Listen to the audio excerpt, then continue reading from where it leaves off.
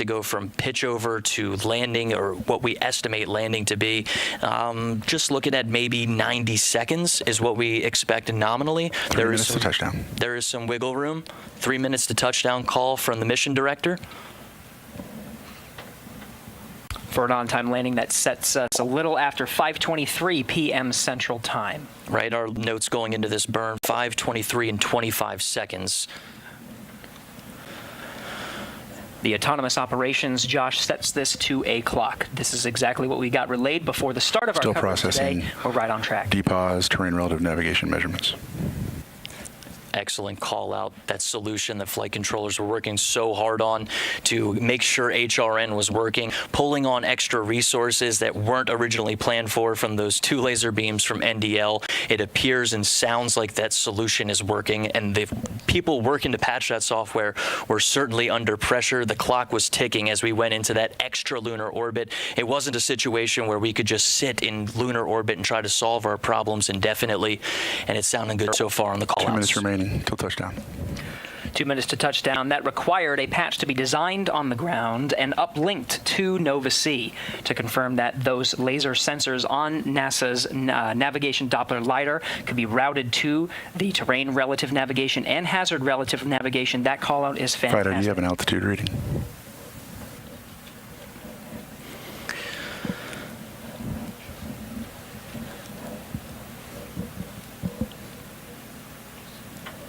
Standing by to see if we can get an altitude reading from FIDO here. That's Flight Dynamics Officer Sean Stewart on Blue Team.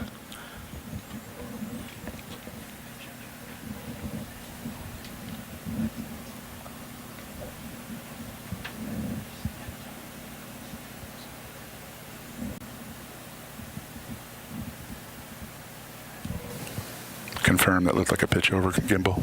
Let's do it. Sounds like we have some data that confirms pitch over. This starts the HDA process. That's hazard detection avoidance. Throughout this show, you've heard Gary and I talking about the problem that was attempted to be solved in lunar orbit, making the decision to not only postpone this show. NDL indicates altitude of 1,000 meters. 1,000 meters call out from NDL. That is coming from flight management.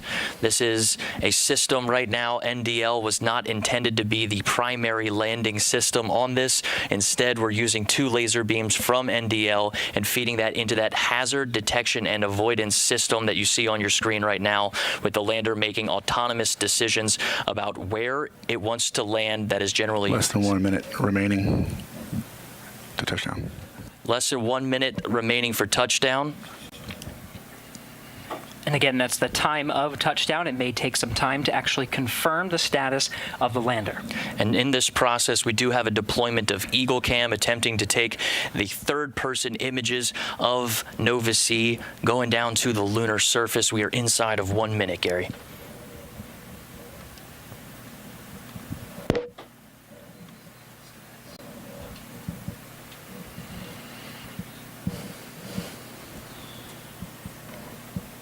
Yes, we're well into blowdown.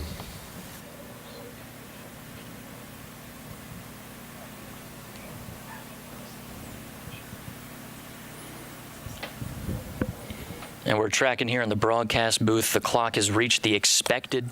May take a minute for comms to reestablish. Standby. There it is, mission director beating us to it. We've reached the expected time of landing, but now is the process of waiting for comms, and we are in standby mode, as you heard it from the mission director, Dr. Tim Crane.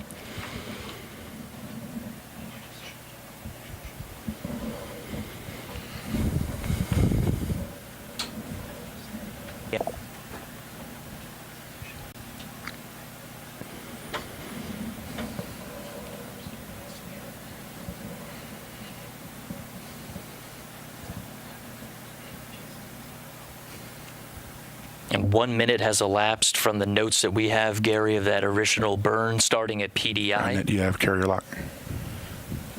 That's MD asking if we are getting the ground stations locked on to Nova C.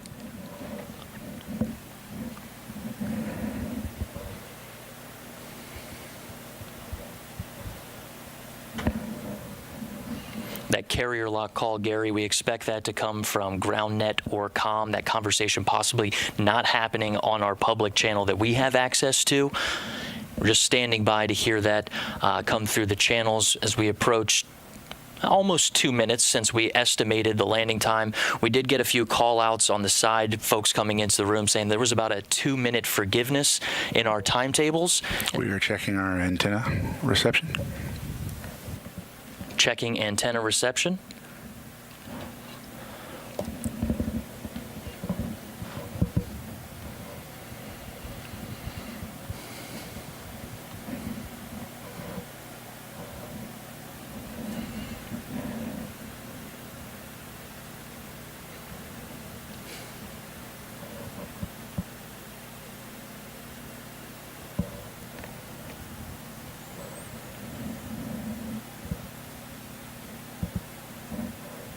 And we're standing by, Gary. We're standing by just as we approach 5:26 p.m. Central Standard Time. Given those mission directors' notes of the flexibility between what we were tracking, what we were given was just about 5:24. All stations, this is MD. Please look back through your logs and confirm the last information you had, and we'll determine this is a comm outage. And that's the mission director, Gary. These are our notes here of what we believed. We talked about the comm outages with the lander making autonomous decisions. This is the process of going through the last bit of data that came into Nova Control and working to verify, okay, this is the last bit of data. Where was the lander possibly going? How do we look for it and establish those communications? Nova C uses 4 antennas placed at the top of the lander that are designed to capture these communications. But we did expect this. We talked about it, that this is a communications challenge in and of itself, and right now we're standing by to hear that communications call out. We're just a little more than 3 minutes from the time of when the clock reached 0 for Nova C landing on the moon.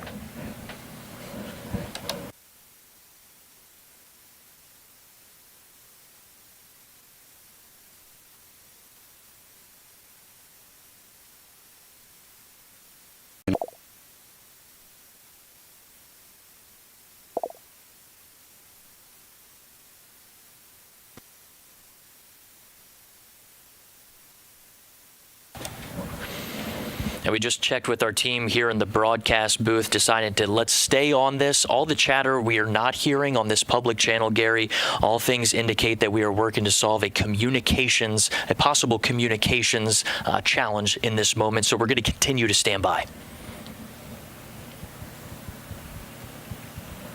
For those following along. MD Prime on IM1. Go for Prime. Yeah, I guess you polled the room looking for states, and we're going to go ahead and cycle the ground transmitter on Goonhilly and do some RF sweeps. Is that your plan? That's correct. Roger, copy. And that's just what we had in mind in our notes, Gary, is that if we encounter a communications challenge, we mentioned how difficult it is to land on the moon and continually have those communications. What you just heard there is folks talking about using the Goonhilly Earth Station Limited dish in the UK to do a sweep looking for that signal. We mentioned that autonomous process of the lander reassigning itself somewhere that it believes is safe. Going into it, we heard that the HRN camera was functioning and able to make those decisions after what was a 2-hour orbit of problem solving with Intuitive Machines' TRN and HRN cameras, the laser rangefinders assigned to those. Those are the ones that Intuitive Machines installed inside the navigation pods. The laser rangefinders were not activated. We went to NASA and asked to use 2 of the laser beams on the navigation Doppler LiDAR. That's right. And spent 2 hours in orbit. Team, we're going to confirm our pointing vector with our antenna for post-landing. Yep. We spent about 2 hours in orbit to solve that problem. We got good readings on the way down. And right now, we are working to confirm communications on the surface of the moon, roughly around the Malapert A region. That is the South Pole region of the moon. That's right. What we do know is the powered descent initiation. We were following along on the status calls. We executed a pitch-over maneuver, and we're counting down the clock to a landing time of 5:23 p.m. Central Time. Well, Josh described those processes of working on the communications component to confirm data from the lander, pulsing the teams surrounding him to check the status of Nova C and the data that they were receiving here in Nova Control to confirm landing. And part of that, Josh, as you described, is communications. We're standing by. Fido MD on IM1. QMD. I'm looking at our phase plane there for the last part of the flight. Looks like we had excellent pitch and yaw control throughout, but I did see a little bit of a roll excursion. Could it be that we landed off angle and roll in the final phase? So I do see we had up to an 8-degree excursion. We're about to begin the roll maneuver, which is about Terminal phase. the terminal phase, which is a large roll maneuver to get to landing attitude. That's the last data point I have. But up until that point, we were really solid. Right, so terminal phase begins at 30 meters? Or post-HDA? Post-HDA. Post-HDA. 400 meters. Very good.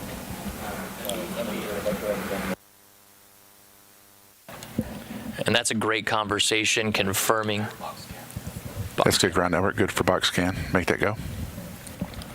Yeah, that was good confirmation of the process that we were very familiar with, talking about the attitude of the lander, making sure that those antennas are within direct line of sight with Earth stations, ground stations on Earth, excuse me. Mission director at all stations, we're also updating our pointing vector with our dishes to make sure that they're tuned in on our final landing site. There's a call. We're searching for that communications back to the ground station. This one particularly is in the UK that's tracking us. And it's important to note, Gary, that we have an entire network dedicated to working these communications problems. It's been active this entire mission. And the largest, most powerful dish out of all of them is about a 64-meter dish in Australia. That time to search with that opportunity with the largest, most powerful dish, we're looking at about 12 to 13 hours after our estimated touchdown. So this is a process that we could be looking and searching for the lander's signal for confirmation for quite some time, but we're going to continue to listen in and stand by as our flight controllers are working with the ground station in the United Kingdom to work this issue, work this problem. It's another challenge, very similarly to the challenge solved just to make it this far. Science of life, we have a return signal we're tracking.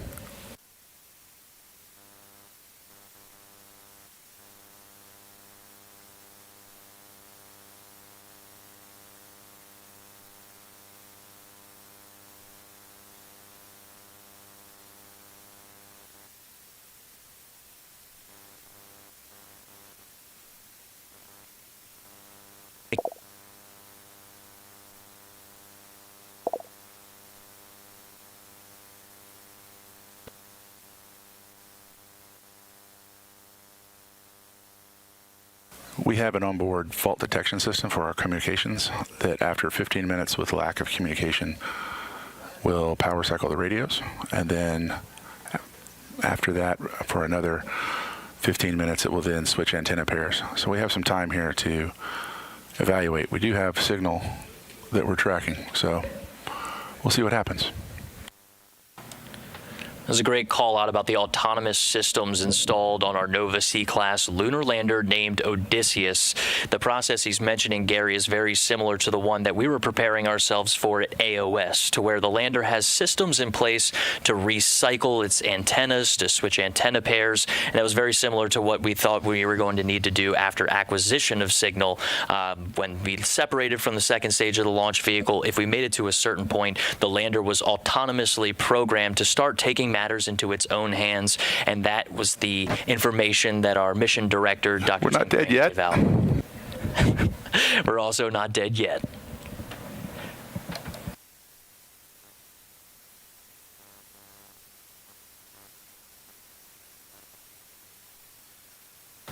Good. And the key here, Josh, is patience. It's 5:34 p.m. Mission Director Tim Crane confirming that it could take 2 phases of 15-minute increments to confirm the status of the landing. So we could be here, and we'll stand by and monitor as Nova Controls continues to work this issue. Yeah, tense moments inside of mission control with the most qualified folks. We're picking up a signal from our high gain antenna and transmitter. It's faint, but it's there. So stand by, folks. We'll see what's happening here. All right, we're going to continue to stand by. Let's keep this camera on inside of Nova Control. It sounds like we are getting some kind of faint signal. I want to send a series of commands to reactivate, make sure we're transmitting to keep the Quasonics active.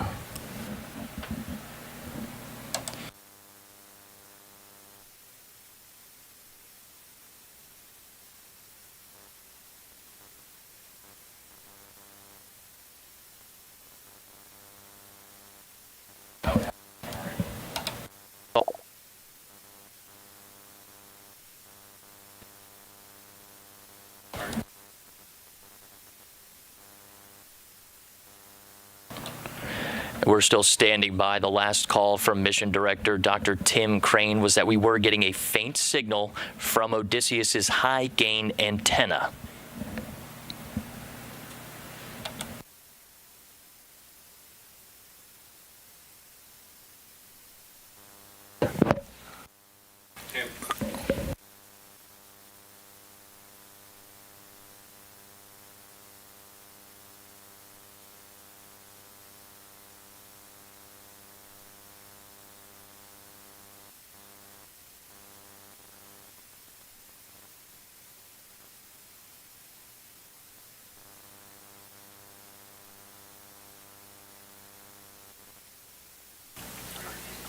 All stations, this is Mission Director on IM1. We're evaluating how we can refine that signal and dial in the pointing for our dishes. What we can confirm, without a doubt, is our equipment is on the surface of the moon, and we are transmitting. So, congratulations, IM team. We'll see how much more we can get from that.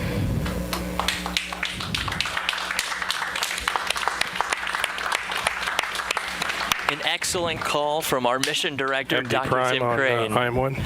And over Go to for our Prime. CEO, Steve Altemus. Yeah, if I could just pass on a few words to the entire team in Intuitive Machines at Superbab and here in the Mission Control. What an outstanding effort. I know this was a nail biter, but we are on the surface and we are transmitting. And welcome to the moon. Houston, Odysseus has found his new home. An excellent call, and this is our team of Intuitive Machines mechanics and their families, their friends, everyone who has Chad, where are we sacrificed so getting those much updated to pointing make it files this to, far. our stations?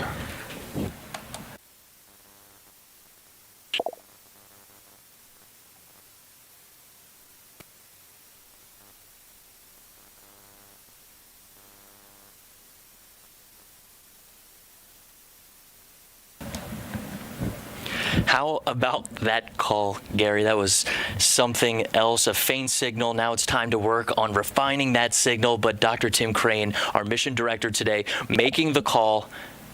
Odysseus has a new home. It shows the disciplines of the flight controllers in Nova Control. They waited until there was absolute confirmation that there was a signal, and then that was when they took the moment to celebrate. We saw that it wasn't just the individuals in Nova Control that contributed to the mission.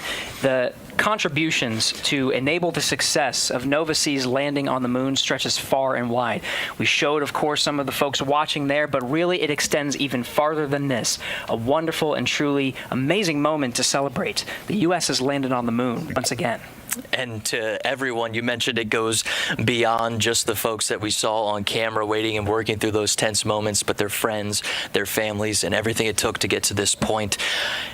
We're still expecting an image. We expect that to come down sometime in the future, especially as we look towards some high-resolution images. Let's go ahead and it sounds like we do have a message we'd like to cut to. Can we have that message special for our folks, our employees, and folks watching at home? Hey, that's right. With Nova C landing at Malapert A, congratulations, like you said, Josh, are flooding into the teams that made this happen. Really sets a tone for the American leadership and the future of a strong lunar economy. So here's NASA Administrator Bill Nelson.